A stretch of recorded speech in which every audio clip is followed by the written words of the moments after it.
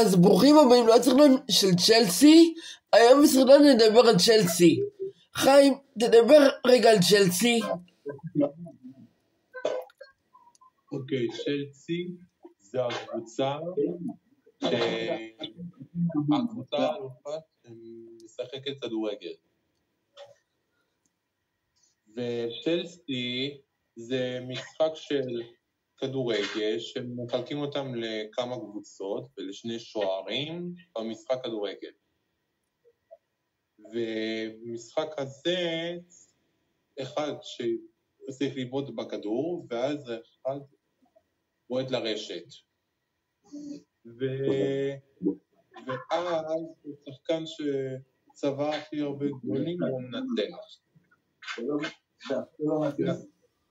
ואז השוער בועט לשחקן, והשחקן שבועט לצד השני הוא המנצח, ואז השחקן ראשון שמתחיל לבעוט גבוה, אז הוא בועט לשחקן השני, אוקיי. ואז הוא בועט לשחקן הזה. וצ'לסי היא קבוצה מאוד חכמה, היא מאוד אינטליגנטית, איך שאומרים אותה, והיא קבוצה מאוד אינטליגנטית. וחיים, מה זה בעצם צ'לסי? דבר אלינו. צ'לסי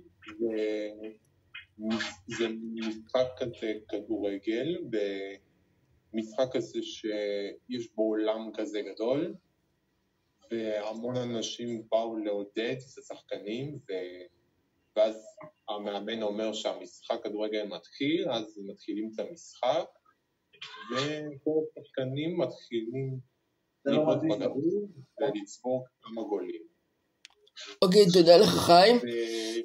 והיא קבוצה מאוד אינטליגנטית, וצ'לסי היא קבוצה מאוד חכמה ויודעת להבקיע הרבה גולים. תורך חיים. אז צ'לסי הוא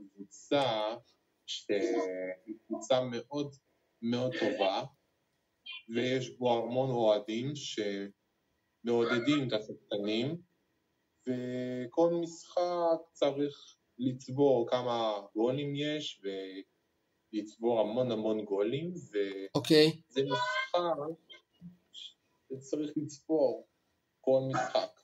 אוקיי. צ'לסי היא קבוצה מאוד אינטליגנטית וחכמה בטירוף. צ'לסי היא קבוצה מאוד חכמה שיודעה להבקיע הרבה גולים. אליך בחזרה, חיים. אז כל קבוצה מתחלקת לכל קבוצה. אוקיי. נגיד, אחד יהיה השוער, ושני השחקנים יהיו בקו, ואז השוער השני צריך לעמוד כאן, והשוער הראשון לקו. ואז המשחק כאילו מתחיל.